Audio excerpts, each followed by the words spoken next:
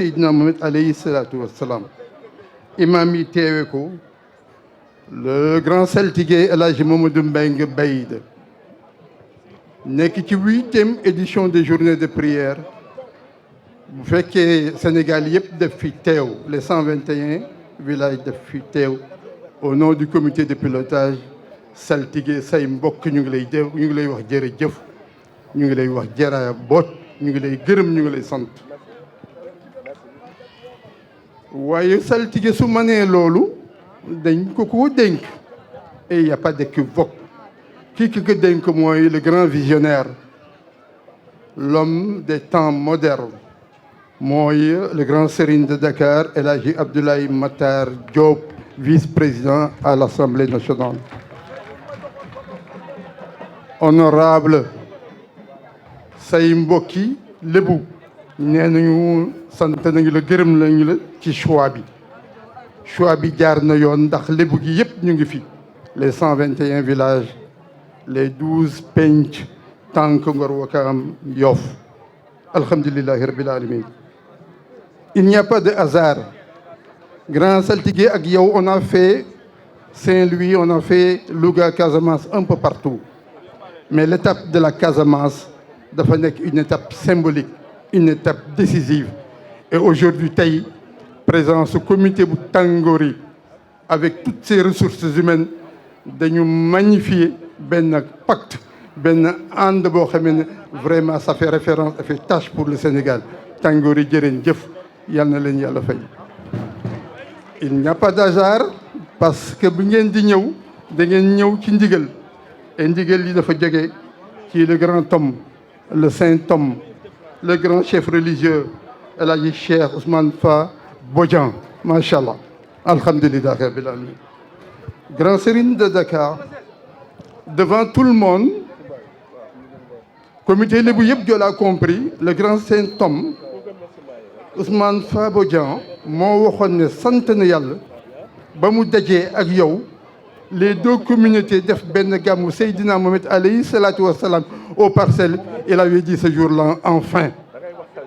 l'espoir est permise parce que la paix au Casamance wax dëgg yàlla dinañ ko séntu alhamdulilah jërëjëf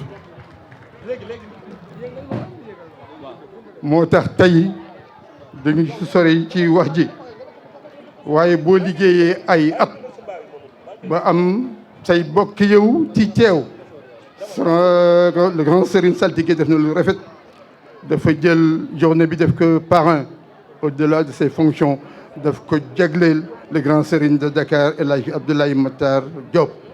waaye ba mu gëstoo itam dafa gis mbokkam bu baax ci communauté bi mooy l'honorable ambassadeur excellence El Hadji Omar Diagne El Hadji say bokk ngi lay gërëm vous êtes le parrain de ces journées-là waaye la ci am solo toutes les leçons yi ñu tiré ci tournée bi mooy lébu dafay am kilifa et dans cette tournée de plus de 5 ans dañu am ay références de ressources humaines aujourd'hui dans la cérémonie il est question de célébrer honorer ay doomi lébu yu ràññeeku yu am pëstéef yu jaay seen vie pour la communauté et ce jour-là di ngeen ko dégg nous allons rendre hommage à des personnalités lébu góor jigéen mag ak ndaw vous comprenez aisément que lébu yi ils sont très ouverts et parmi ceux qui seront honorés ñëpp duñu ay lébu parce que lébu yi ñooy mbokku ñëpp yàlla nañu yàlla dolli sutura une telle manifestation bu ñu ko waxee ba ñëpp dajee fi dañu koy yàq jox ko le maire de Yoff monsieur le ministre de la santé El Hadji Abdoulaye Diouf Sarr heureux le premier adjoint Abdou Nar mu ngi fi ak une forte délégation mais monsieur le maire bu ñu ko joxee monsieur le ministre naturellement dafay jaar ci sous-préfet bi gërëm nañu ko mais à l'arrivée daf koy jox son excellence monsieur le président de la république El Hadji Macky Sall moom lañ ko patronné la ci am solo ñu ngi leen di dalal jàmm di leen gërëm di wax ne cérémonie bi barke dugg na fi loolu lañ leen ubbee di gërëm nos amis et parents de la Casamance verte sant nañu leen gërëm nañu leen ñaanal nañu leen yàlla et heureusement ce qu'avait dit mooy Cheikh Fa Ansou Bodian et aujourd'hui en écoutant la radio ñuy wax ne les prémices de la paix s'annoncent vous lui dites merci au nom de la communauté yéen baal ñu wax gërëm nañu ñëpp sant nañu ñëpp dalal nañu jàmm ñëpp léegi ñu ngi ñëw ci kaddu gi ñu koy ubbee daal mooy waa dëkk bi ñoo ko moom te dëkk dafa am coutume ngoon daal jaraaf ñëwal si au nom du président des Frères le président El Hadji Souleymane Sarr Pedre merci au nom de Yoff je pense que yow la ñuy jox kaddu gi jaraaf dana ko wax nga dalal kan yi ñu continuer ci orateur yi ngeen baal ñu wax. ñu ngi remercier ñëpp comme ni mu ko waxee mais nag di gërëm suñu jigéen di gërëm suñu xarit Adja Penda Ndiaye Cissé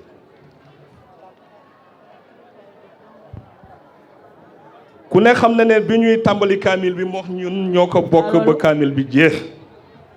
allo. Adja li nga bëgg yaa ko xam yàlla na la yàlla fay xam nga sa frère Saldigue xam na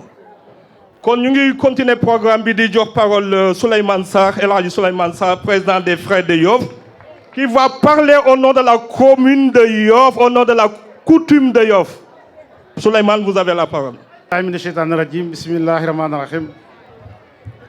allo. mbokki Yoff. allo. ñoo ngi leen di nuyu yéen ñëpp ku nekk si turam ak santam. kaddu gi nag ñuy wax tey kaddu coutume Yoff bépp la. tey dañ fi fas yéene taxaw si turu Jaraaf Séni Gueye di chef de village bu dëkk bi. fas yéene waxtaan ak mbooloo mi avant ñuy tàmbali dañuy yëkki kaddu ngërëm ak kaddu cant jëmale ko si ki nga xamante ne moo organisé bés bi muy koo xamante ne kii dawul daayiwul si li nga xamante ne mooy itey dëkk bi donc tey su fekkente ne yàlla daf ko jagleel bés bu bés boobu Yoff war na mën a taxaw mandargal la nga xamante ne moom la fi liggéey ñu sant ko bu ma laa continuer di dem damay dalal gan yi nga xamante ne ñoo fi ñëw ñëpp di dalal waay Casamance yi di dalal waay Dakar gépp di dalal région du Cap-Vert kilifa yëpp teew nañ fi occasion la nag pour ñun ñu war a mën a jàkkaarloog lébu yi wax ak ñoom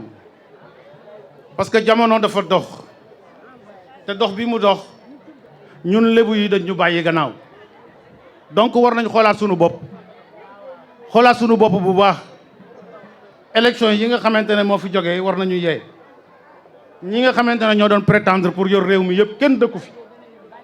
du kenn ku dëkk Cap-Vert donc tey ñu war a toog xoolaat sunu bopp xam ne dañu war a seddu si dëkk bi dañ ci am wàll ñëpp mënuñu wàlli waan ñëw fekk si ñu bu paree ñoom ñuy gën a naat ñun ñuy dellu gannaaw donc war nañ xoolaat sunu bopp cool yi ŋaayoo bi xiiroo bi amul njariñ nañu booloo nekk benn suudewu loolu moo ñuy mën a jox ndam bi nga xam ne moom la ñu soxla suba mais bu kii xëccee jëm boor bi ki xëccee jëm boor bële du ñu daje jamais donc foofu ñuy ñaan ñii nga xamante ne ñoo fi teew te ku si nekk takk ndomb tànk nga xam ne ndomb tànk takkaluñu la ko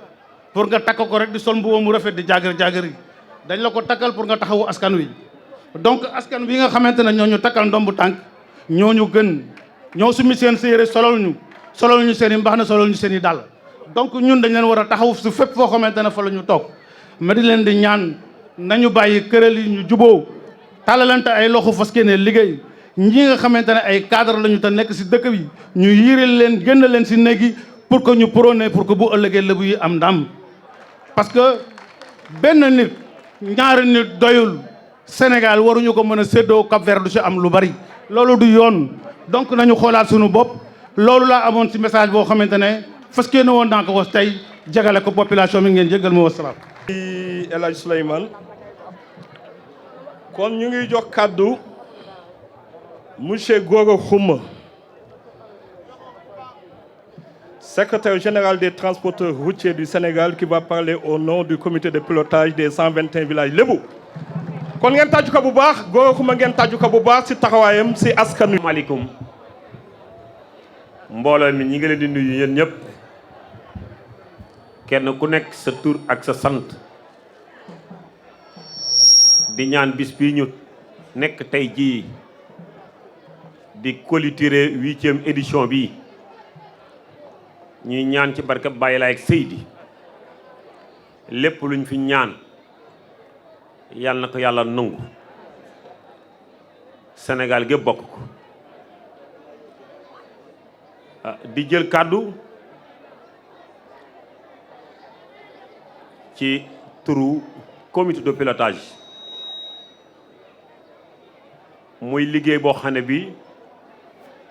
kii di grand sëriñ El Hadji Abdoulaye Makhtar Diop confié ko son frère nommé ko lébu gu nommé ko mu jiite comité de pilotage bi muy Mamadou Mbeng ak collaborateur am yëpp ñu sillonné la région de Dakar ba Jandeer pour yaatal lébu gi muy mission bu difficile mais égal mission bu réussir satisfaction bi ci Abdoulaye Makhtar Diop am moo ko waxal boppam kon am naa droit wax ko moo ne mi ngi gërëm Mamadou Mbeng saltige mi ngi gërëm président comité pilotage fi mu waroon dem te demu fa moo ko fa demal feese place am mais président aussi wéetut am na ay collaborateurs di mbokk di xarit ñu commencé ki ci waa Yoff d'abord ndax El Hadji Mamadou Mbeng ak lu ko grand sëriñ bëgg ak lu ko Sénégal bëgg bu ko Yoff bëggut du sotti kon mbëggeel gi mi ngi commencé Yoff yàlla def tamit ñu réussir ci mission dadi mission bi da dul jeex mais tàmbale bi 0 faute mission bi nag du jeex Abdoulaye Makhtar grand sëriñ moom mooy li nga xamante ji moo yanu lépp di gërëm ma ñëpp nag ndax tey jii ku xool situation dëkk bi ni mu demee mbooloo mi ñëw fi te du lu bees may yeesalaat ñaan ci barkab Maam Limaamul Mahdi yàlla nañu fekkee 100e édition encore képp koo xam ne ki ñëw nga téeméeri at ci kanam yàlla nga ko fekke Sénégal soxla na jàmm yàlla na ko yàlla gën a sotti ndax bu ñuy wax qualité bi da di ay nit yoo xam ne ca mag ña ba léegi musuñoo def lu ñaaw musuñoo di wax lu ñaaw kon dama ne tubaab yi sax war nañoo mën a ñëw nekk Lébu waxuma la waa Casamance waxuma la keneen Sénégal gépp war nañoo mën a ànd nekk Lébu ndax référence la américains yi dans le monde entier ku xool culture Lébu xam nan la Lébu di doxee ñëpp ay adhésion massive lañu war doon ci biir Lébu gi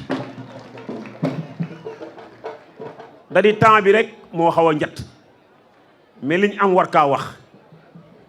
di gërëm également suñu voisin suñu xarit di kenn ci ñun aussi muy jaraaf Matar Diop li tax nag ñu koy tudd dafa nekk jaraaf comme ñëpp nekk kilifa ci kilibu gi yëpp ba pare mu di dëkkandoo ci ñun kon bu yàlla defee tey jii ñu mënoon kaa wax ñeneen keneen waroon wax ñu jox moo wax dinaa lott ci leggale wax ci mais li wéttéwóor mooy grand sëriñ sa mission jafe na yàlla moo la mën a may ndam yàlla la ko yàlla may mission bu doy waar la bu doy waar rek fa la mën a yem bu doy waar la nga te bëggoo ñëpp am satisfaction te problème yi du bari yu baree bari nekk fi kon am nga mission bu doy waar mais yàlla mi nga xamante moo mën a jàppale ci barka Maam Limaamul Mahdi yàlla na la yàlla jàppale ba sa mission réussir en tout cas Mamadou Mbeng yaag say frère say mbokk Cap Vert ñi ngi lay gërëm Cap Vert ñi ngi lay ñaanal nga yàgg fi lool te ànd ak wér di ñaanal borom dëkk bii nag nekk ci kaw bopp bi El Hadji Abdoulaye Thiaw Laye xalif général des Layènes yàlla na fi yàggal lool te wér ndax jàmm mooy jàmmi Sénégal gudd fan mooy tax gudd fanu Sénégal xéewal mooy xéewalu Sénégal man daal loolu rek laa moom lu may wax ànd nañ suñu imam mu ngi ci biir mënuma lim ñëpp El Hadji Kassé jaraaf Njaga Njaay ngi ci Youssou Diom day ji réew Abdoulaye Ndiaye mënuma lim groupe la te mënuma lim ñëpp man leen Ndiaye ñoom Kourakan ñoom Tabar Gueye band la ñaari oto lañ indi pour sargal dolli sargal Mamadou Mbengue dolli sargal man mii di seen doomu ñàkkuram maa ngi gërëm ñëpp sant ñëpp wasalaam. Ndiaye sa ordonnance sa appart la ma fekk. Ndajam Lébu la ndaw rabin bi nii laa ko bëggee ngeen feelu suñu mbokkay joolaay ñu leen gërëm bu baax asalaamualeykum Yoff asalaamualeykum Cap-Vert dama ne ñun suñu chef mu ngi nii toog le grand serigne de Dakar ku dul moom chefoo ñu ñun waaw waaw lay dëggal.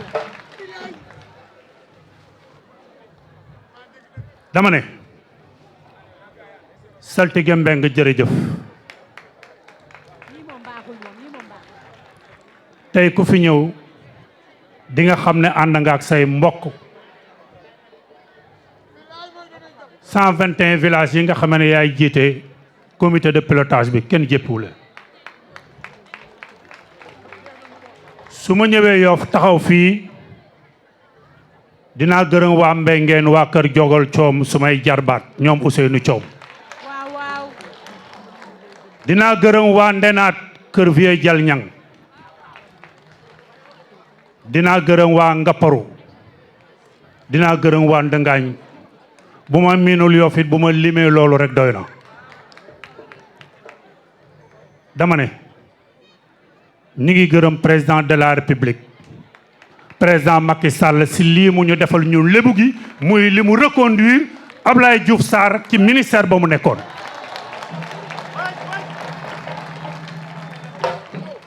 dama ne ñun kenn moomu ñu ku def lu baax ñu wax ko ba élection yi passé ak léegi barka démb ñu ngi woon mbot grand serigne mi ngi nii toog waa mbota woote woon ci lu demee nii tey Yoff woote muy 8e édition ñëpp ñëw kenn manqué wul dama ne ko mën na def dama ne ku toog sa kër yaakaar ne ñun dan la fay fekk na laan kaay lébu gaa ngi nii da ngay nax sa bopp da ngay ñëw fekke bu nit ñi jóg nga jóg lii nga xamee ne saltige mu ngi koy organiser chef du village nga nële vieux Ibrahima Diop bu yëmbal man maa ko noonu jëlal sama part mu ne ma noo demal jaraaf lëf boo si bokkee da ngay xam ne sëb cër la nga dem jëli ko Cap-Vert lu fi waaye yor lébu yee la ko jox ñoo dëkkee suñuy suuf ñun ñoo leen dalal kon ñu nit nañu am fulla ci suñu bopp te am nañ ko ba pare parce que grand serigne kenn du ànd ak moom te ragal wala ngay yoxi parce que xam naa ko bu baax ndax ànd nañ Côte d'Ivoire ànd nañ feneen te fu muy dem man maa ko fay teewal kon ñu ngi gërëm assistance bi li fi am tey muy suñu mbokki Casamance yi très sincèrement man dama kontaan si ñoom Casamance fa mu nekk na mu soree ñu ñëw def nañ fi 3 jours kon ñii yàlla na leen yàlla jàppale ñu ñëw ak jàmm delloo ak jàmm fekk jàmm Casamance ñoom it dañ leen di doolee njukkal puisque lu ñuy organiser ci Casamance grand serigne nañ na ko teel a wax ñu ànd ak ñoom ci liggéey boobu maa ngi gërëm ñëpp allahumma salli ala sayyidina Muhammad. asalaamaaleykum mbokk yi ñu ngi leen di nuyu kenn ku nekk ci turam ak santam mboolem ku fi teew wàccuwaay wi la suñu borom jox ñu ngi lay jox sa wàccuwaay kilifa yi fi teew mën nañu see lim yu bari waaye wolof njaay dani ku lim di nga juum mu dellu gannaaw ni boo juumul it doo matal kon képp ku fi teew wàccuwaay wi la suñu borom jox ñu ngi lay jox sa wàccuwaay nu ngi sant suñu borom nag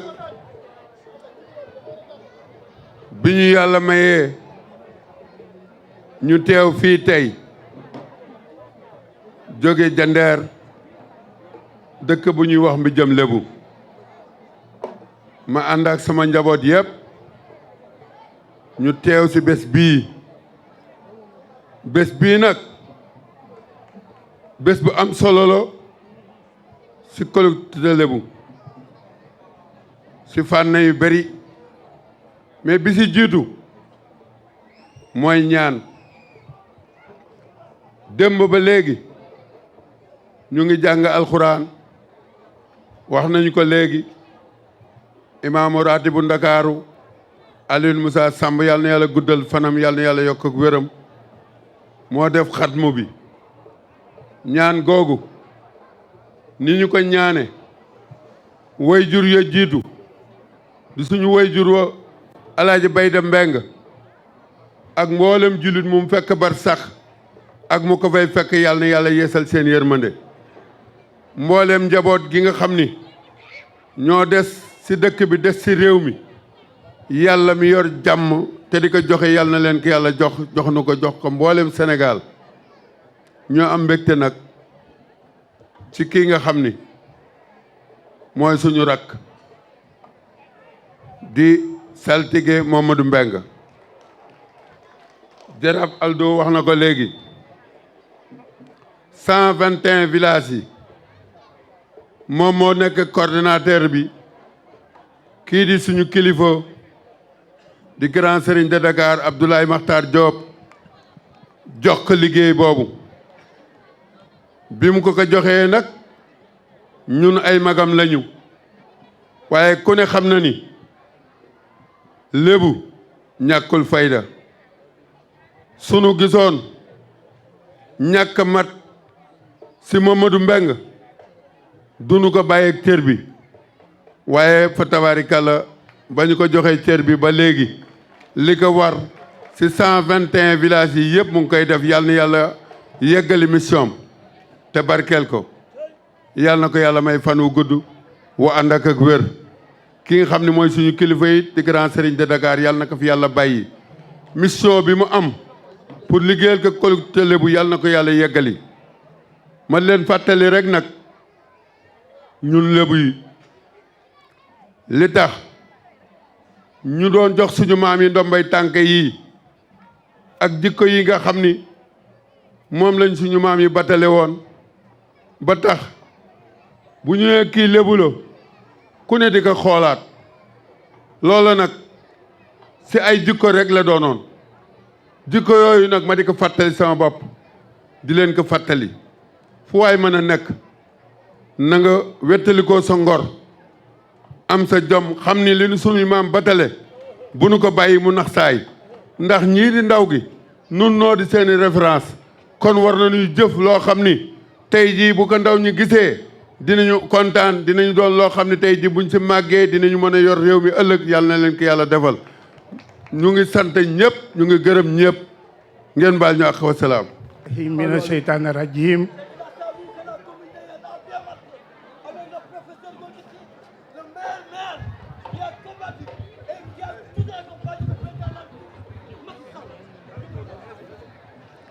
auzu billahi mina sheytaani rajim bismillahi rahmaani rahim sunuy mbokk asalaamualeykum wa rahmatullahi taala wa barakatu bésu tey bii de laakoon ñaakoon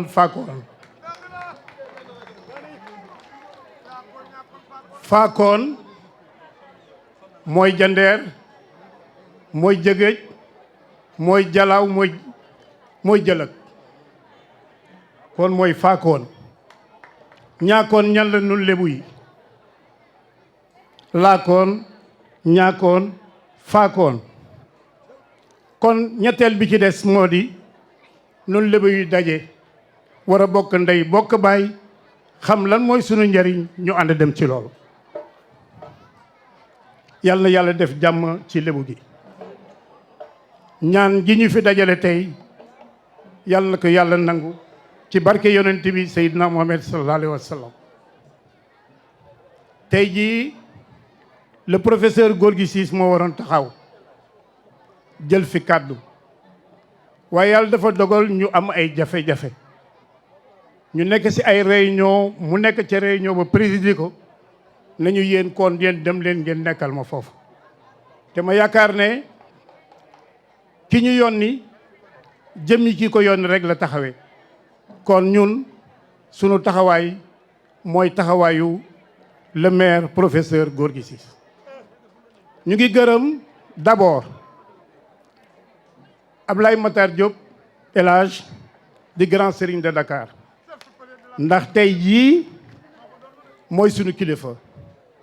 loolu la yàlla dogal waaye ñu ngi gërëm aussi saltige Mamadou Mbengue ci taxawaayam ci fulaam ci faydaam xam fu muy teg tànkam ñun day noo di ay magam ñoo bokk collectif bi di liggéey ak moom waaye bu ñu gisoon ci moom ak matadi bu ñu gisoon ci moom ak ñàkk fayda bu ñu gisoon ci moom leneen lu dul doxal jubal kon du ñu ànd ak moom bon fu mu la woo ñu duñu ko fekk waaye doomu ñay rek lay mën a doon te bay dem mbeng mi ñu wax léegi ne ndiir mook sama baay ñoo bokk ndey ñoo di ndiir yeen bay dem mbeng ak gisu ñoon sama papa ak Jali Ndiaye ñoo bokkam néeg Jali Ndiaye chef de canton yeen Bayo Alsane Ndiaye ancien ministre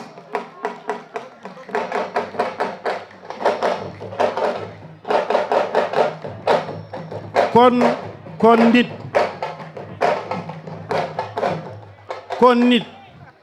lu mu nàmp rek lay taxam taxo kon bu toogee taxawaay bi mu taxaw bay benn mbeng di papaam magul ca kër ga de newu fab taaw toppul si ku nekk sa taaw bi moo si gën a tuuti kon bu demee ba papaam xool ko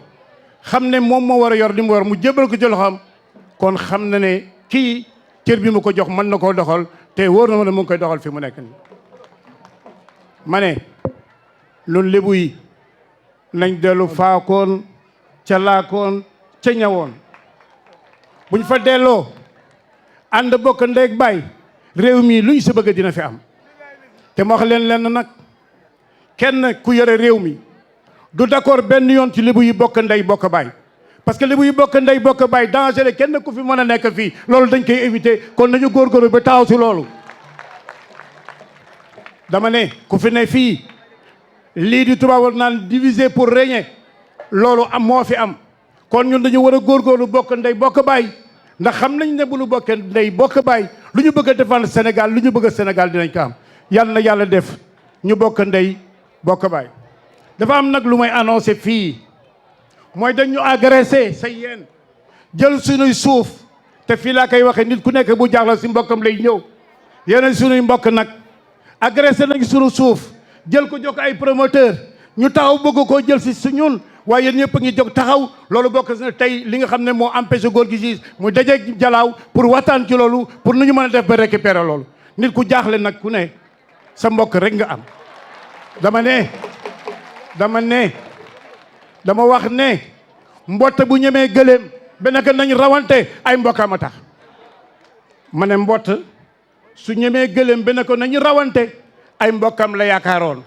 ndax ba mu waxee moom ba ñu d'accord da wax mbokk mu ne na xaar ma si benn koñ bu ma déparé këlam fu mu yëgsee na mbott jooy mu defee na mbott bi mu déparé loon ba mu yëgsee arrivé mbott gaje ko kon ñun nag li ñu war tey jii bu ñu amee problème bu mu mën a doon yaakaaruñu si ma Samba yaakaaruñu ma sama Demba ñu ngi si yaakaar Ablaye Matar Diop grand serigne de Dakar ak dignitaires yi Dakar yu yëpp ñu jàppale ñu ba li ñu bëgg fi ñu bëgg a yegg ñu yegg fa. maa ngi baalu àq wax bi gudd na maa ngi jéggalu damay faral wax nag ne ndajem wax nag ndajem chauffeur la për chauffeur bu nekk nga yore permis bu ñu la joxee ne la dawalal si ñuy fër nu yaa fi dàq dawal waaye ne la wóor na booy dawal boo defee infraction ñi nga àndal xam nañu ko gaa ñi infraction bu mu def ci biir xam ngeen ko na ngeen ma jéggal te xam ne doomu aadama la yàlla def si mat ak matadi su ma juumee rek ngeen xam ne damaa juum allahumma salli ala sayyidina Muhammad. bismillahi rahmani rahim asalaatu wasalaam ala rasulillah. mbokk yi taxawaay bi rafet na lii bu doon dimanche kenn du fi xaj sama kàddu nag dafa yóbbaale fukki penceex ñaaru ndakaaru man mii di Matari Sanu Mbeng may borom pencu jekkoo nag mu nga ndakaaru mu ngi Tilène Mamadou Mbeng Bayda jërëjëf parce que comité de pilotage bi ko si Grand Serigne dénkee groupe am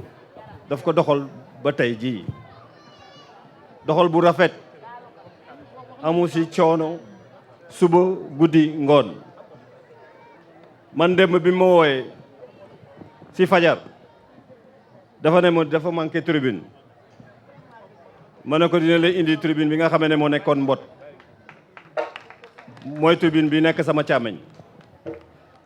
taxawaay boobu nag dafa rafet parce que man bi ma yónnee ouvrier yi ñuy monter tribune bi ma toogee ba 7 heures dama ne damay ñëw seet ni ñu ko monter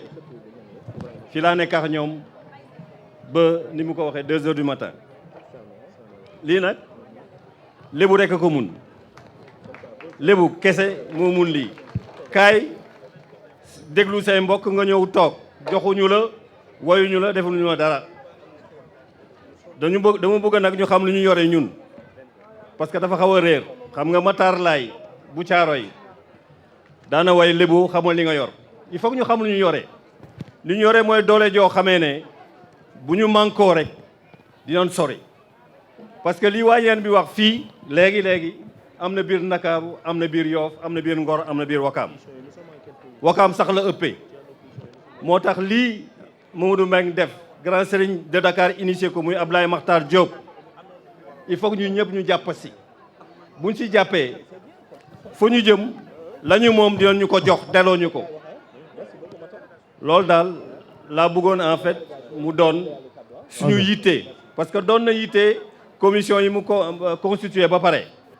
Mamadou Mbengue Bay la lii mu def nii defe naa 14 commission moo amoon commission rek moo si taaj lu mel nii ñu koy gërëm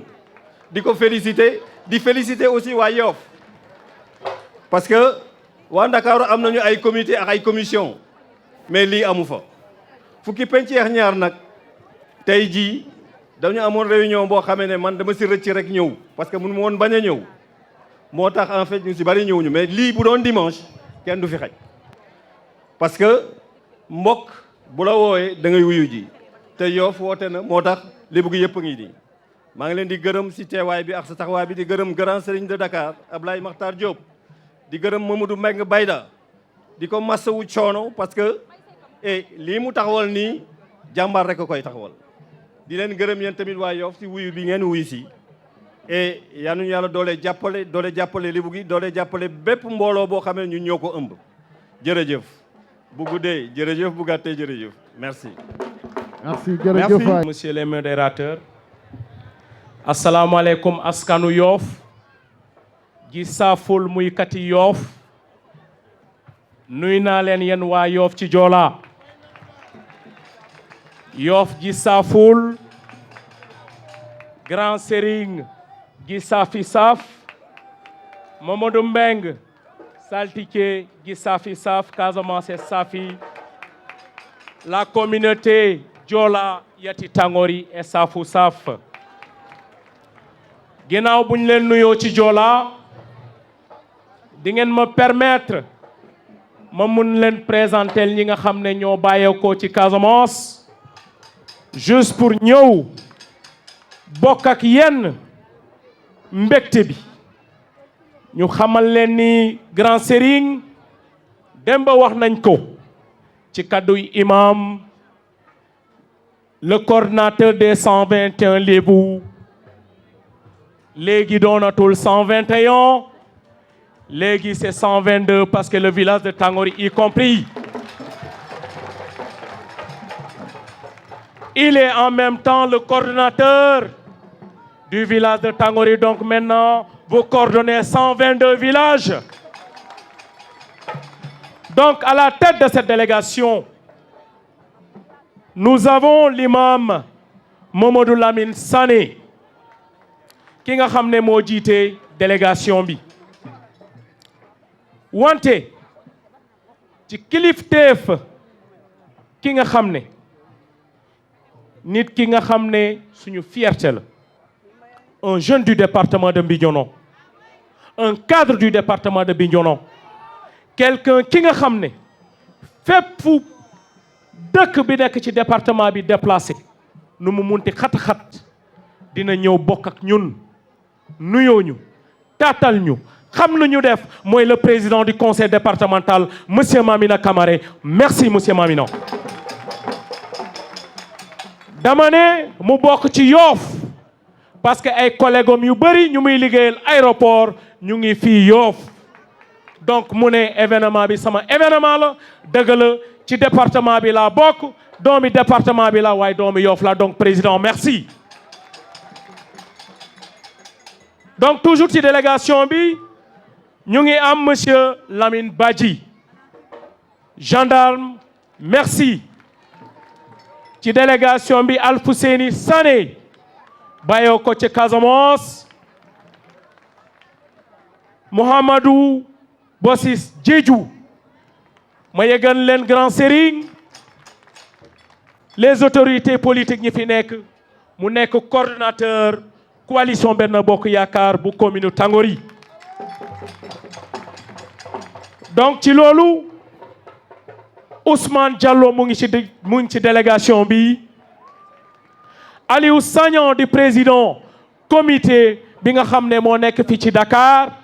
mu ngi fii ci délégation bi monsieur le directeur. Demba Sagnan un jeune tam bi nga xam ne bokk na ci délégation bi bàyyi ko ca Casamance. looloo tax ñu ne sànq la ñu jógee ci weeru jigéen ñi am benn jigéen bi nga xam ne bokk na ci délégation bi bokk ci engagement bi nga xam ne li ko tax a jóg mooy la rataxal diggante Tangori ak Yoff. Donc Aminata Diallo mu ngi ci délégation bi. Donc toujours ci jeunes yi Binta Sané mu ngi ci délégation bi. Bakary Badji ñu xamee ko ci Filidé ki nga xam ne tey ginnaaw moom ñu xam ki nga xam ne Mamadou Mbengue. Donc Bakary merci. Lamine Badji mu bokk ci Chaz yi nga xam ne ñu ngi fii ci Dakar mu bokk ci délégation bi. Pape Malon Badji mu bokk tam ci jeunes yi nekk fii Dakar. Fatou Lountan Goudiaby mu bokk tam ci délégation bi. Ousmane Sagnon mu bokk ci délégation bi. Bassirou Badji mu bokk ci délégation bi. Khady Diédhiou mu bokk ci délégation bi. Fatou Biaye mu bokk ci délégation bi. Mariama Diamé mu bokk ci délégation bi. Fatou Bintou Goudiaby mu bokk ci délégation bi. Une personne exceptionnelle ki nga xam ne jabar la fii ci Yoff tey mu ne maa ngi ca Casamance parce que Casamance fu mu toll nii bokk na ci Yoff. Donc kooku di Khady Badji di jabaru fii ci Yoff. Donc Yoff gàcce ngalama parce que jël ngeen jëlaat ci Casamance. Donc des na ci waa Casamance jël si fii Yoff monsieur le grand Serigne. Merci. ginnaaw bi ma présenté délégation bi toujours ci ñi nga xam ne ñu ngi def seen kentulaay kattan pour rataxal diggante Yoff ak Tangori kii di Mfali Badji moom tam def na ay jéego yu bëree ci relation bi. Donc ginnaaw bi ma paree présenté délégation bi man mii di wax ak yéen maa gën a ndaw ci délégation bi ñu jox ma kaddu pour ma nuyoo waa Yoff nuyoo grand Serigne nuyoo saltike Mamadou Mbengue Baydé nuyoo képp ki fi nekk di doomi Yoff. Monsieur le Khalife général des Layènes, Monsieur Mamadou Ndoye, imam ratib de Yoff, Monsieur le maire Abdoulaye Diouf Sarr, maire de la commune de Yoff, par ailleurs ministre, Monsieur l'ambassadeur, Monsieur Abdoulaye Maktar Diop, grand sérigne de la communauté lébou du Cap-Vert, le grand sérigne, l'ex-ministre, le vice-président de l'Assemblée nationale, l'homme de tous les temps, l'homme du dialogue, Casamance nuyu na la, El Khasfa Ousmane Bodian nuyu na la, l'imam ratib de Tangori Daouda Badji, imam Daouda Badji nuyu na la. asalaamaaleykum ngeen baal ñu la ñu présenter rapidement délégation yu jóge ci région Cap-Vert bi yëpp ñëw fekk ci xew bi. grand sëriñ El Hadj Abdoulaye Matar Diop moom def naa ne kenn du ko présenté xam ngeen ko bu baax a baax moom mooy ndeyu mbili gi mi ngi ànd ak El Hadj Lamine Ndiaye Masso gi di saltige ànd ak Matar Sanu Mbeng di chef de pencu Jekko mi ngi ànd ak Matar Diop Aldo di jaraafu Kër Massar mi ngi ànd ak Al Ndoy Ndoy di jaraafu Mbijjem mi ngi ànd ak El Hadj Ndiaga Ndiaye di jaraafu Ñàkku Rab mi ngi ànd ak Góora Xuma di coordinateur de la zone de Ñàkku Rab Kër Ndiaye Lo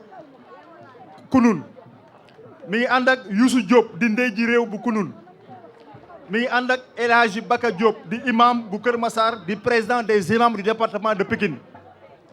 mi ngi ànd ak El Hadji Moussa Ndoye di président des frais de Rufisque mi ngi ànd ak El Hadji Sidat Diop di coordinateur de la zone de Rufisque du comité de pilotage mi ngi ànd ak El Hadji Baye Ibra Diop di chef de village bu Yëmbal mi ngi ànd ak El Hadji Seni Mbaye Dia di chef de village bu Caaroy Kaw grand sëriñ ba tey ñi ko wuy si ki ñuy wax Mbaye Ndoye di jaraafu Kunun moom it teew na El Hadji Alpha Diop bu jógee ba Njar moom it teew na président Abdou Khadre Gaye di président Emad moom it teew na Adja Ngone Mbeng di adjointe au maire de Dakar di également présidente je le rappelle présidente de la commission féminine du comité de pilotage teew na ànd ak délégation président Alioune Badara Bey di président de la commission culturelle de la communauté Lébou moom it teew na El Hadji Cheikh Djibril Samb di coordonnateur également de la zone de Tank moom it teew na El Hadji Alioune Badara Mbeng di chef de village u centenaire Gibraltar moom it teew na ànd ak El Hadji Mamadou Gueye ak El Hadji Mabégue Ba di notable sa mbot Moussa Lo ak Idrissa Diop ñoom it teew nañu jógee ba Boune di membre comité pilotage bi El Hadji Samba Ngor Gueye ñëw na sànq di président des frais de Rufisque di également membre dans le comité de pilotage ñëw na sànq ànd ak les notables de Thiaroye dañoo am benn xew xaw moo tax sànq bi ñu amee pare lañ tàggoo dem grand sëriñ ñoom it teewoon nañu Mor Ndoye également ñëw na teewal village yu Déni Biram Ndaw ànd ak délégation moom it Adja Fatou Ndoye ñii nag mention spéciale la mooy soxna yi kii ñuy wax Adja Fatou Ndoye moom it teew na jóge Tëngéej ànd ak une très forte délégation Fama Diop également jóge na Bargny ànd ak une très forte délégation ñëw Adja Nombour Lay di diggante Mbaaw ak Thiaroye moom it teew na ànd ak une forte délégation grand sëriñ ñetti soxna yi il faut que ñu dama leen citer nii rek mais ñoom ñooy vraiment soxna yi gën a sonn ci comité de pilotage bi amul fu ñu amul réunion ànd ak saltige Maodo Mbeng te soxna yi teewuñu on a tenu à rendre un vibrant hommage parce que danañuy bàyyi seen soxla yëpp fu ñu wootee ngir grand sëriñ Abdoulaye Matar Diop ñu bàyyi lépp ñëw teew grand sëriñ mi ngi leen di gërëm di leen sant di leen wax ne fi ngeen teg seen banque foofu la vraiment ñu ngi leen di gërëm di leen sant bu baax ñu ngi ñu signaler également la présence de madame Madeleine Ndiaye di première vice-présidente du conseil départemental de Rufisque moom it teew na foofu la ñuy yemandi pour l'instant su amee ñu nu fàtte au fur et à mesure daañu leen joxe programme bi di continuer léegi nous allons procéder rapidement passer dañuy yëg ci kaw jox grand sëriñ le chef supérieur de la communauté Lébou ay quelques diplômes yu décernés à des notabilités yoo xam ne ci communauté Lébou lañu bokk dañ leen remarqué ci seen taxawaay ci communauté bi saltige moomu mel xalaat ko muy xalaat bu rafet Abdoulaye grand sëriñ Abdoulaye Matar Diop ànd seeg moom ay nit la ñoo xam dañ leen décorer au fur et à mesure donc on va commencer dem ci grand sëriñ Cheikh Djibril on va aller chez le grand Serigne avec les diplômes ñi mu ko jox mu jox leen ko suñu paree ñu connaît programme bi au fur et à mesure. maa ngi nuyu ñëpp di sant ñëpp di commencer ci sama kilifa sama mag nekk sama référence muy le grand Serigne Ablaye Makhtar Diop vice-président de l'Assemblée nationale du Sénégal sama mag la sama référence la yàlla dafa def mu jiituma lycée Blaise Diagne ñu nekk ay rakkam mu nekk un grand sportif et un brillant élève. Il a obtenu son bac avec brio, dem université am licence en sciences juridiques dugg école nationale d'administration et de la magistrature nekk un administrateur civil principal de classe exceptionnelle. Yàlla def man aussi ma nekk lycée Blaise Diagne ba ma amee bac yàlla defal ma sutura ma dugg école nationale d'administration ba nekk tey li ma nekk sama référence la ma sa doon te boobu xaw ma ne sama mbokk la donc Ablaye Makhtar ñu ngi lay nuyu yaay fierté lébu yi dañ la mës di suivre ce parcours yëpp c'est exemplaire duma ci sore barke dem rek la ñu tase Tëngéej ci laa xam ne yaay Caane Fay foofu la cosaano te man Ami Ndiaye moo ma jur te quartier boobu ñu tase muy Dangu ñu tase fa plusieurs fois man foofu laa bokk ci sama wàllu yaay maa ngi remercier bu baax a baax saltige affaire bi sax mën naa wax ne sànq laa ko yëg te booba maa ngi nekk ak sama nouveau ministre Amadou Ba biñ ma waxee ne tey affaire bi tey la dama dog lépp pour ñëw fekke ko parce que mënuma absent moo waral d'ailleurs ma ñëwee ni ma ñëwee su ma sañoon damay sol comme Ablaye Makhtar Diop waaw ma ciy jéggul mais man woon bañ a teew fii tey saltige wax nañ ko man miinu ma ko woon trop bi ma nekkee ambassadeur miinu ma ko woon trop parce que moom suñu rakkaat la seen mag dem si yàlla ju ndum mbeng yal na yàlla yokk leeram moo nekkoon sama xarit ñu bokk loo école primaire sama bàjjen Ayte Diagne bokk ak sama papa Mamadou Diagne ndey ak baay ñu jox ko ba yàlla def li mu def mu génne àddina ma am sama doom bu góor tudde ko seen mag muy ndum mbeng boobu yàlla def li gën ci xale boobu li ma ci gën yéeme nag mooy ndum mbeng moomu di seen mag ñoom ci accident la gaañoo mu def accident am hémorragie interne tëdd di nelaw ba yàlla def li mu def doom bi ma ko tudde pour di ko fàttaliku moom yàlla def mu accident la gaañoo mu tëdd di nelaw dara jotu ko kenn gis ko pendant 3-4 jours mu gaañu loolu lu yéeme la donc mama sunu rakkaat la mais li ma ko fonke mooy sa personnalité mama c'est la force tranquille mama dama ko jox respect bu mag te mag naa ko fuuf loolu rek moo tax ma bàyyi li ma doon def yëpp pour ñëw parce que moom bësam mënuma ko tan xamu woo na ma fan yi di ma jaale sama nijaay bu gaañu Tëngéej yëgaluma bés bi def pour bañ ma sonal rek mais la ma daan def dinaa ko yokk parce que tu le mérites tu es une fierté maa ngi lay ñaanal yàlla defal la sutura yokk xéewal yi parce que yow intérêt dëkk bi nga li ngay def yëpp man bi ma nekk ci biti ñu ngi ma koy wax am na lu ñu si wax sànq rek ci affaire école yow moo tax da nga am vision boo gisee Ablaye Makhtar Diop ak fi mu jaar yëpp ñëw toogal la fii nga xam ne kon foofu lay yem yàlla ñu yàlla fal cat maa ngi sant ñëpp di sant sama rakk bu ma seenoon fii bu ma sañoon parce que man wax manuma ko trop muy sama rakk Jibi Diagne de kon moom laa jox parole mu waxal ma mais maa ngi remercier samay mbokk yëpp sama doomu bàjjen yi ñoom Faati Mbeng sama rakk yi maa ngi remercier samay xarit yi waa ngéwél yi samay xarit yi waaw ko répété mooy le grand serigne de Dakar El Hadji Abdoulaye Makhtar Diop ñu ngi koy gërëm di ko gërëmaat di gërëm son excellence l'ambassadeur Omar Diagne machallah le grand serigne avait raison de dire que vous êtes une référence merci excellence di gërëm suñu bokki Tengoor yi bokki Casamance yëpp ñu ngi leen di gërëm le maire de Yoff Abdoulaye Diouf Sarr ak conseil municipal bi yëpp di gërëm préfet bi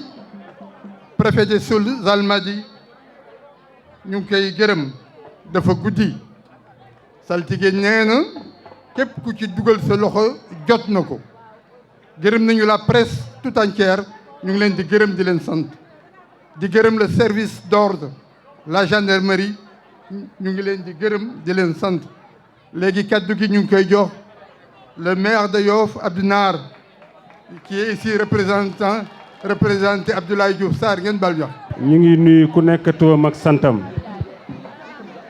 di jël nuyoo bi nag di ko teg ci loxol kilifa jotaay bi mooy Abdoulaye Makhtar Diop le grand serigne de Dakar ñu ngi koy nuyu bu baax a baax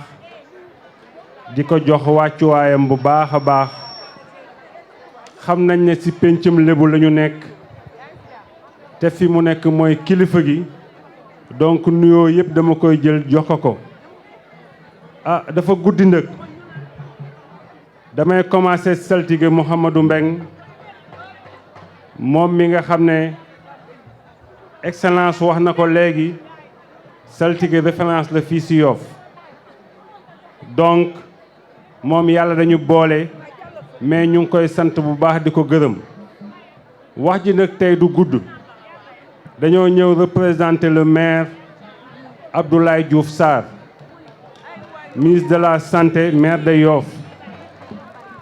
ñuy sant bu baax le président de la république di sant bu baax jaraaf Aldo li mu osé léegi wax ko parce que au soir du 7 80% des Lébou étaient devant leur télévision ou à côté de leur radio en train d'écouter le président Macky Sall xool ndax dinañ dégg benn tur te tur boobu mooy woon tur Abdoulaye Diouf Sarr donc bañ ko déggee Ablaye mu ngi sant Yoff gépp di sant lébuy Cap-Vert bi yëpp di sant képp ku ab lébu nekk Sénégal parce que xam nañu yéen a ko jàppale. le grand sëñ Abdoulaye Makhtar Diop bi paas dafa wax ju am solo dane ñun nañu jàppantewaat lébu yi gën a defaruwaat bu baax a baax Ablaye dafa am baat bu muy wax ne dafa am Dakar ak Ndakaaru Ndakaaru nag ñun ñoo ko moom ñun lébu yi Ablaye Makhtar nee ne li may wax ni samay wax moo ko wax bi passé ñun lébu yi nañu defaruwaat ba jëlaat Ndakaaru laa wax parce que Ndakaaru war nañ mën a jël ñun ñu jàppante jël ko parce que buñ fi ñàkkee fayda bay xiiroo xa ŋaayoo déwén keneen moo koy jëlaat mu ñàkkaat ñu ñàkkaat Ndakaaru bu boobaa nag war nañ am le maire de Ndakaaru waxuma le maire de Dakar de le maire de Ndakaaru vous comprenez c'est un Lébou qui doit diriger donc Dakar nous lançons un appel à l'ensemble des Lébou d'être unis ensemble pour élire leur fils au niveau donc de la commune de Dakar loolu lan moo ñu ko mën a may ñu jàppoo nekk ko benn àndandoo Lébou yëpp liggéey lu ñuy liggéey pour donc Sénégal jëm kanam ñu ngi remercier bu baax je dis encore le président Macky Sall d'avoir choisi notre fils Abdoulaye Diouf Sarr defaat ko ministre de la santé mënuñu terminer nag du ñu defal un grand hommage wala un grand remerciement à Ablaye Makhtar Diop parce que fierté la pour les Lébou je crois que excellence wax na ko léegi Ablaye Makhtar man bi ma koy jàpp Ablaye Makhtar bi ma koy jàpp yàlla dafa def ñu doon football booba yàgg na ñu nekk ay élèves li may wax sax fàtte na ko ñu ñëw booba defe naa mu ngi SONES ñu ñëw wax ak moom dañu wax rek mu ne comme ay jeunes lébu ngeen naa leen jàppale jëndal ñu ay trophée jëndal ñu ay maillot booba loolu may wax ni yàgg na mais mënuñu terminer te remercier ñu suñu mbokk Casamance waa Casamance ñu leen di remercier le président Mamina Camara mu ngi nii wax na ko sànq yàlla dafa def ñoo nekkoon aéroport muy koo xam ne ku baax la li ñu wax ci moom lépp moo am donc président ñu ngi lay nuyu di la jox nuyoo Ablaye Diouf Sarr di sant waa Yoff gépp Ablaye Makhtar Diop grand sëñ de Dakar Ablaye Diouf Sarr nee ne lépp lu 122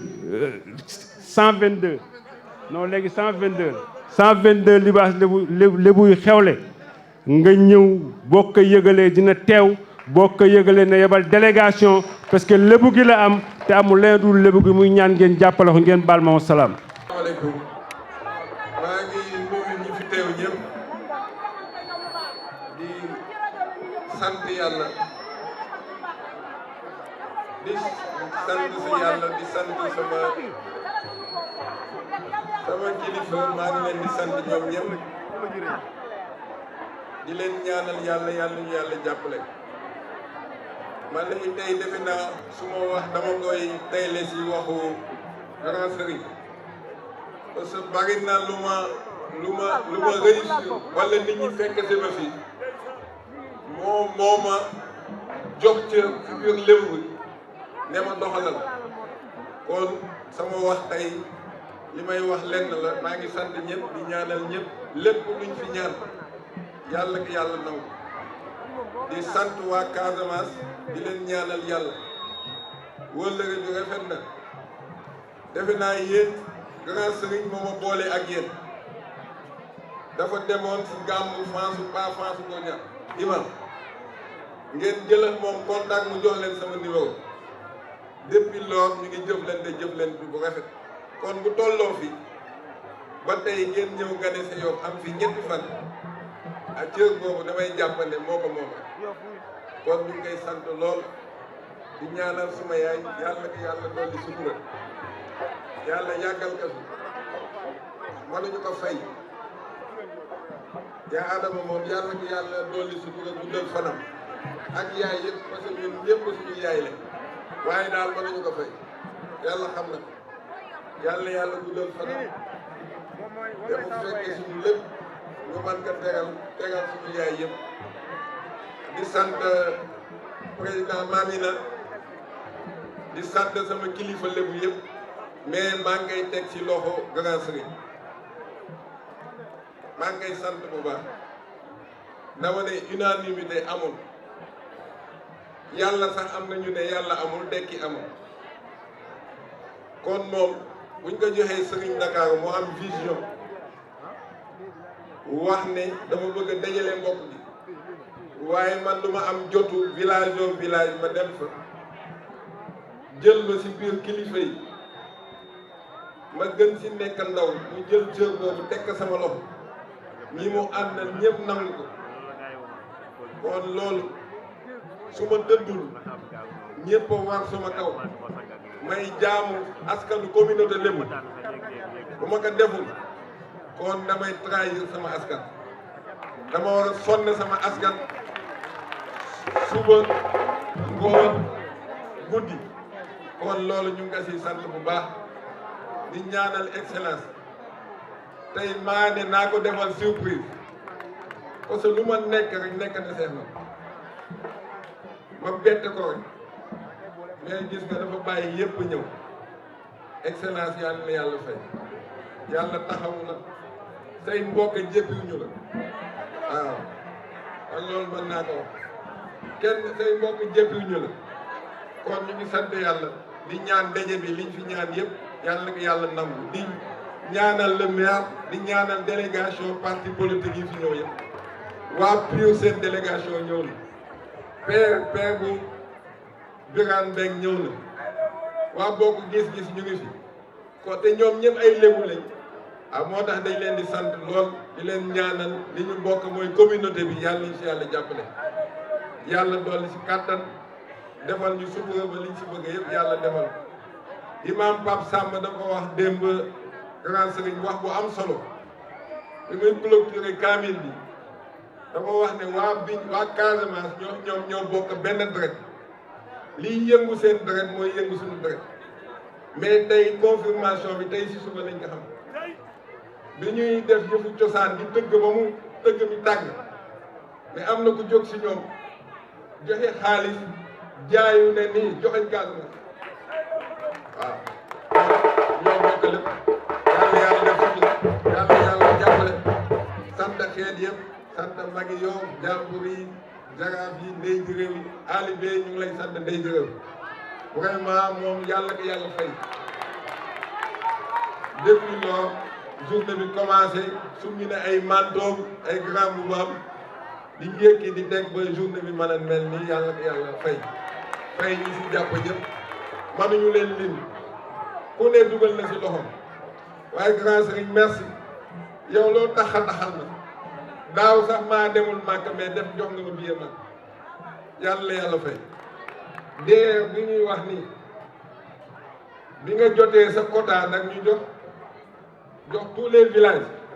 première tranche bi jàll na nga joxe deuxième tranche bi jàll na ñu ngi en train di entamé troisième tranche bi kon loolu yàlla fay loolu ku dul sant nit ku dul gërëm nit doo gërëm yàlla fay di sant sama kilifa ma am alsaan moom laa toogaloon ñun dañuy judd suñu bàyyi teel a génn àdduna ñu nekk ay xale moom mu téye ñu ak magam Babacar Mbengue moo ko fi teewal toppatoo ñu def si ñun personnalité kon lépp luñ ma gërëme si personnalité ak taxawaay moom it génn ko maam alsaan yàlla ko di ñaanal xeetu dund yëpp di ñaanal mbayeng yàlla leen yàlla fay yéen dama leen waxoon seen conférence yéen lii yàqu si Yoff wax naa ko ñoom Ibou Diop yéen si ngeen parce que bi lébu gi dox Yoff di dox seen i maam dafa am fu ñu tegoon seen tànk lépp lu daan yàqu si dëkk bi dañ ko daan defar kon seen ab cër jëlaat leen ko bu kilifa yi xuloo xeex yéen a daan taxaw jubale leen kon maa ngi leen di wax seen cër boobu da ngeen ko doxalaat suñu diggantee yéen ëpp na joxante ay xaalis da ngeen war a taxaw ñu taxaw kon loolu maa ngi leen si interpellé di sant ñëpp di ñaanal waa kër Maam Malick Mbour ñii seen bàyyi suma bàyyi bi ñu koy tàntal booba ñun ay tout tànk lañ bi mu koy tàntal booba ñun ay tout tànk di leen ñaanal seen papa lañ àndaloon liggéey bi ba tey mu génn àdduna bàyyi leen fi waaye ndono li réeru yàlla leen yàlla fay yàlla sàmm ñëpp lépp luñ fi jaar yàlla nangu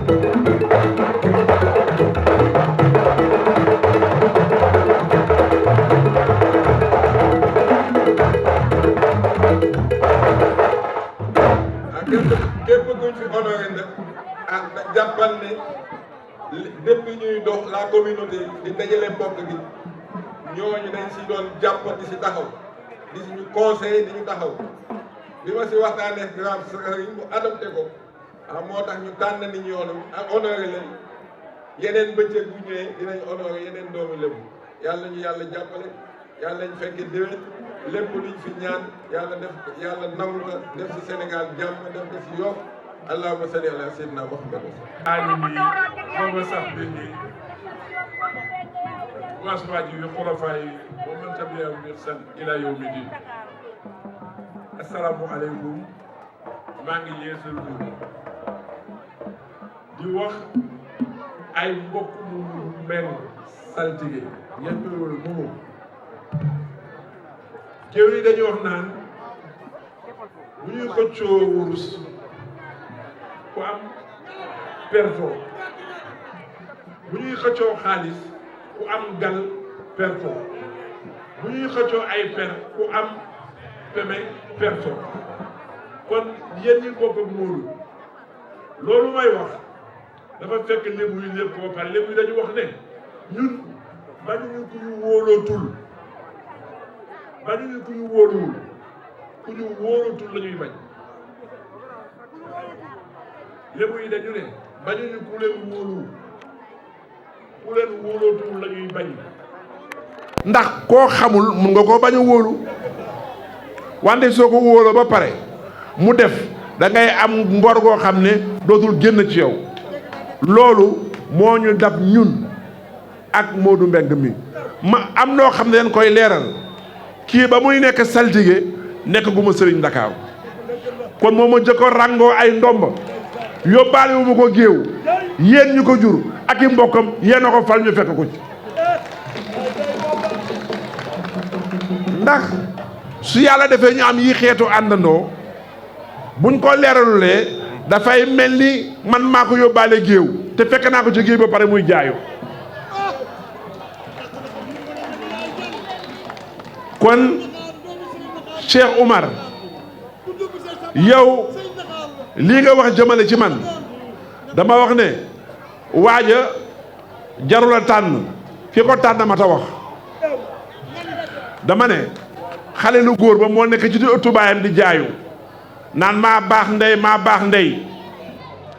rakku baay ba fekk ko fa ne ko yaa ngi lakkal suba bu ngoon maa baax ndey mu ne waaw wante nag maa baax baay bi ma tànnal ndey xanaa yi fi daje kon Cheikh Oumar yow boo nekkee Yoff nekk koo xam ne da ngay nëbb sa bopp yàlla feeñal la say biiri nawle ngay nëbb sa bopp yàlla feeñal la ci biir ñi ngay liggéeyandoo maa ngi déey Lamine Ndiaye saltige ne ko Cheikh Oumar mi retraité na bu yàgg ñu téye ko affaire étrangère te loxo kenn dugg ci kenn sotul kenn suxluwul sa xam-xam moo la yóbbu ak sa yar fi nga toll ñun nag loolu la ñu soxla ci lébu ñi fi waxtaan yëpp nag ñi fi wax ñëpp kenn ku ne li nga wax moo nekk ci yow wante dafa am ku nekk ci suñu biir ñaar ñu nekk suñu biir ñoo xam ne ñoo ñu tontul mooy jaraaf Matar Diop Aldo mooy góor a xuma ñooñu dañ ñu tontul damay wax ne fii ñu toll ñun dawatuñu ay ndomb dawatuñu ay pal wante sañ ñu dawal suñu doom ak suñu rakk ndax ñu bokk ci ñi ñuy fal bu yàlla defee Ablaye Diouf Sarr nekkoon ministre ba ñu nee Macky Sall toog na Maroc ñi mu àndoon ñu leen ñibbi leen Sénégal bàyyi leen damay seet sama xel ñi gëmul yàlla yëpp li ñu dencoon yëpp yóbbu nañ ko ci maam ni ñii seeti nañ borom tani ñii seeti nañ borom per yi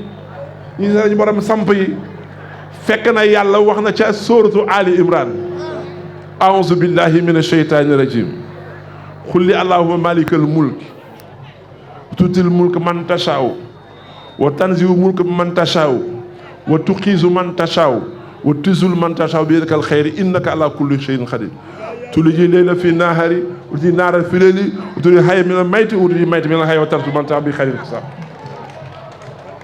dama wax ne suñu boroom mooy seet ku ko neex mu jox ko pal kon paluk Ablaye Diouf Sarr gii dañ ko koy nangul wékk ko ca asal fa ko suñu yàlla defee te nag jullit dëgg foofu ngay nattee say ma rawate bu nekk sa jarbaat nit ñi ay pexe la ñu am yàlla yor ay dogalam kon ñun suñu pexe muy ñu fexe nag taxawaat am takku bu dëgër dëgg ba ñu na ko ci yor ndoom boo xam ne suñu loxo lay jaar ci wàllu wax dox ko fal la boo fal woon ñu fal la boo fal woon kon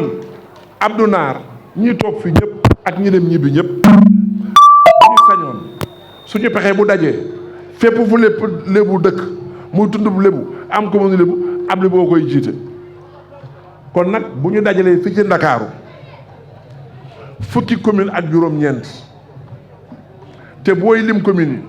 boo nee Dakar Plateau dëkku lébu la boo nee Tilène dëkku lébu la Gueule Tapée Fass Colobane dëkku lébu la Cambérène dëkku lébu la Yoff dëkku lébu la Ngor dëkku lébu la Yaraax dëkku lébu la Wakaam dëkku lébu la dama ne genn wàll gi ay bu li ci des dañ koy séddoo gars yi te nañ suñu loxo bu ñu góorgóorloo jël Ndakaaru kon ginnaaw yàlla def na Modou Mbengue mii wax na dafay def journée prière wante nag journée bi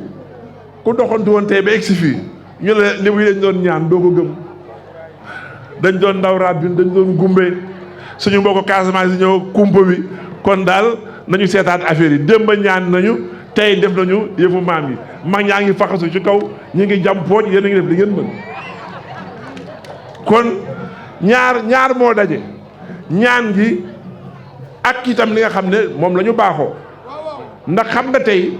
journaliste yi nekk fi yëpp kenn du dem naan ñoom Serigne Dakar dañu demoon sabar kenn du ne Makhtar Sanu Mbeng mu nga ca sabar ga kenn du ne saltige nga sabar ga kenn du ne imaam nga sabar ga wante bu ëllëgee bu xale yi tëggee fi mbabas ku fa dem xam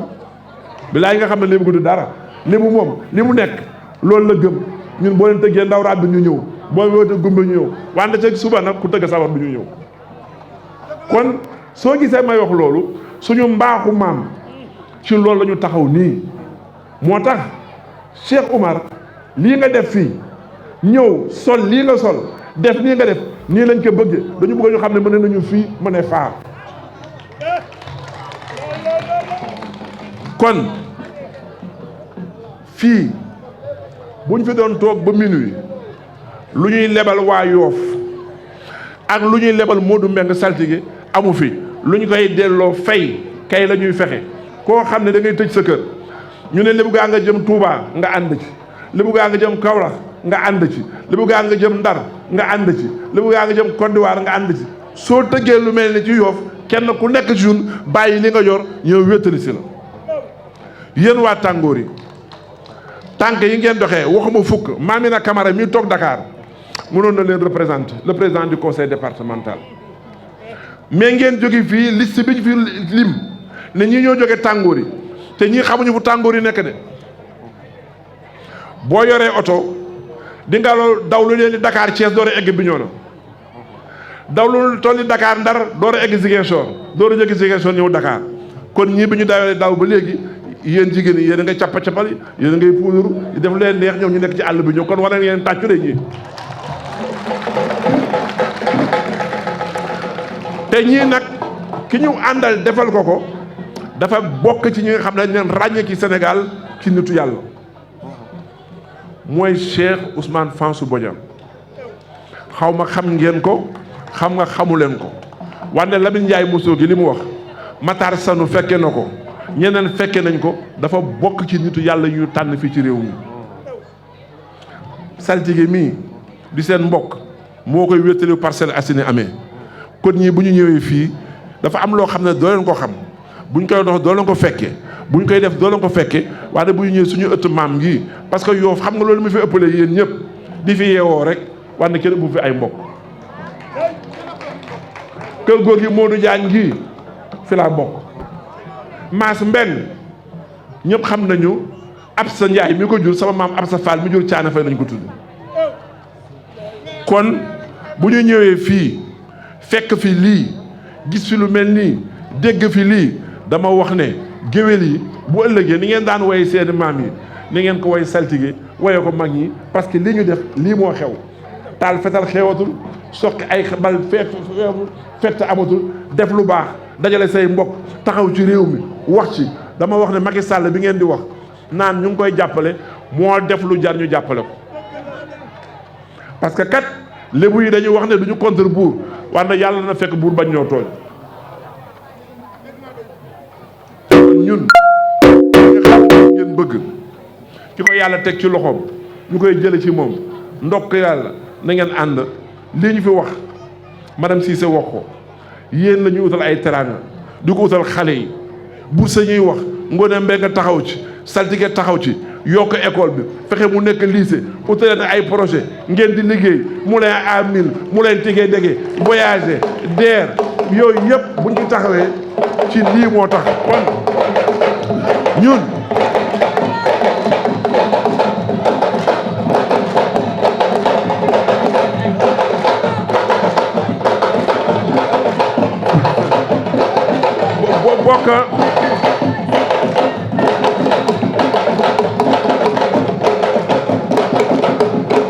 may wax ne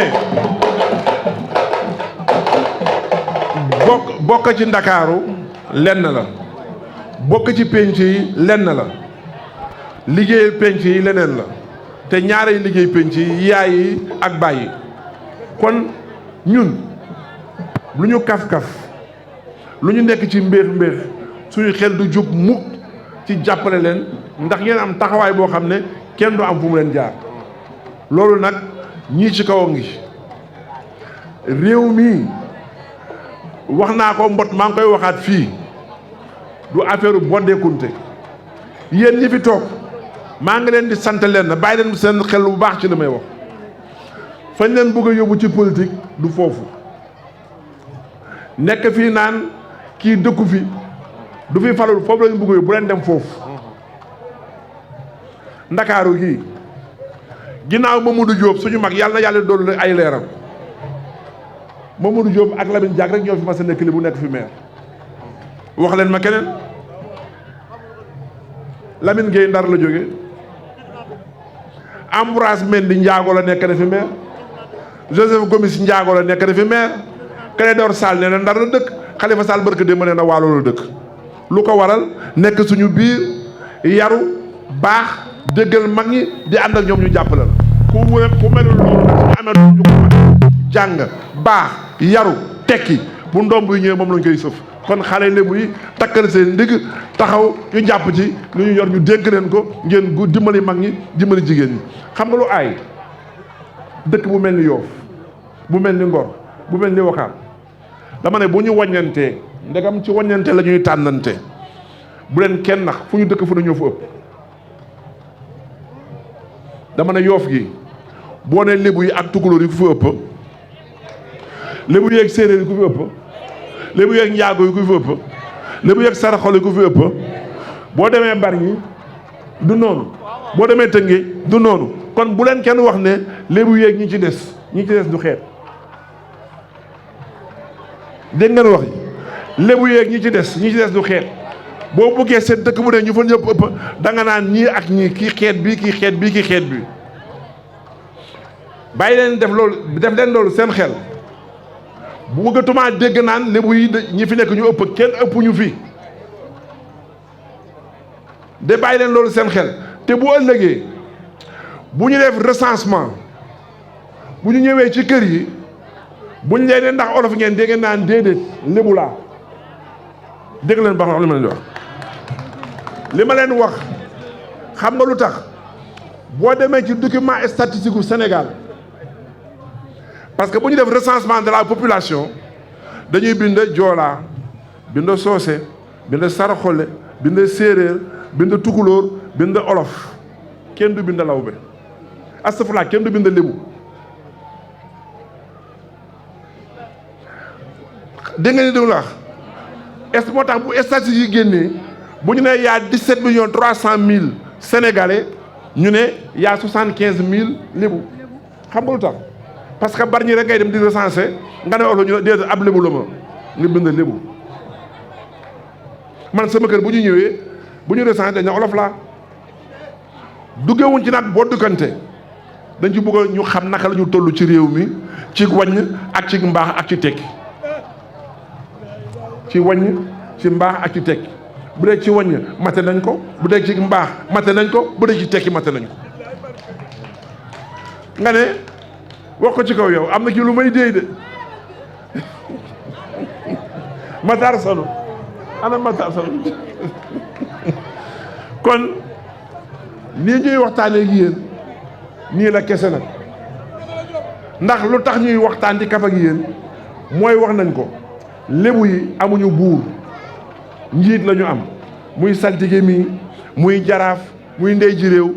dama ne dañ la fal dañ la dénk suñu baat yilifoo ñu ku la dénk baatam nag bala ngaa def da nga koy tàggu soo defee pare rendre ko compte wax naa leen ba tàyyi ne ba may directeur général kenn ci yéen sañul ne ma Abdoulaye Makhtar lu tax nga def lii ba may ministre kenn sañu ko o Cheikh Omar du dëgg ba may ministre d'État kenn sañu ko wante léegi bu ñu ñëw wala tax Abdoulaye Matar Sëriñ Dakar dem ca mbappat ma sañ ngeen ko parce que maa yor seen doom noonu la mel nag moo tax bu ñu nekkee ak yéen dañu bëgg ngeen xam ne nii mu naan maa la bëgg sama xol bu la neexee nga wax ko parce que noonu lay demee kon ñun yéen la dañu bëgg ngeen ñemeñu dañu bëgg ngeen ñemeñu comme penc yi amatul ndax xam ngeen bu baax ne bu jëkk ci penc yi la mag ñiy toog jarbaat yi toog sët yi toog ñuy kaf di waxante am déet léegi penc amatul Abdoulaye Matar du ñàkk boo leen ko gisee tey ci lu mel ni ba ngeen ko gisati mu am juróom benn weer ah kon bu ñu nekkee fii di saafonte pokk yi génn fii leneen génn fii bu ëllëgee bu ñu woote waatee ñëppay ñëw waroon naa mën a gën a gudd ndax kii di saltige tëj na néegam bi ba tàyyi topp ñu ci àll bi tëj na néegam bi dox suñu ay soxla toog ay heure kon nag ñun bu ñu ñëwee fii loo xam ne bu ñu ko defee ren ba ñu ko defati déwén ñu war a jël suñu temps masuwu ñëpp baalu ñëpp wax ju mel nii di ñaan yàlla wax jooju jur njariñ dama wax ne yéen waa Casamance foofu laa bëgg a tëjee wane ngeen tey waxuma Lébu yi waxuma Dakar wane vous avez montré au Sénégal à l'Afrique et au monde que le Sénégal est un pays fait pour être uni. C'est un pays fait pour la solidarité. C'est un pays qu'on doit citer en exemple dans l'interpénétration des populations. ndax ñun bu Ndakaaru amee jàmm Lamine Ndiaye yow wagg na ko keneen wax ko Dakar du Sénégal dëgg la wante le Sénégal n'est pas le Sénégal sans Dakar dégg ngeen li ma wax Dakar n'est pas le Sénégal mais le Sénégal n'est pas le Sénégal sans Dakar moo tax bu ñu dajee fi mu mel nii dañ leen di wax ne boo leen delloo da ngeen wax waa dëkk ba ne fii seen kër la ne fa la nekkee suñu kër su ko defee ñëpp gëm ko ñu taxaw ci jàppalante boo leen amee tiir ngeen jox suñu jigéen ñu jaay boo leen amee keccax ngeen jox suñu jigéen ñu jaay boo leen amee koŋ ngeen leen jox suñu jigéen ñu jaay ñoom tamit bu ñu amee jën bu tooy jox leen ngeen jaay parce que loolu tamit loolu ngeen mën a def ba interpénétré wu ngeen am liggéey ci transformation céréale parce que nag saltige ñii duñu dem ak seen kumpo foog ngeen am ay protocole lu waay bay lu mu liggéey ngeen seet noonu lañ koy defantee di ci liggéey loolu lañ mën a jariñ de dëkk bi avancé allahumma salli ala sayyidina muhammad xaatimi nabiyina wa imaam mursalin partenaire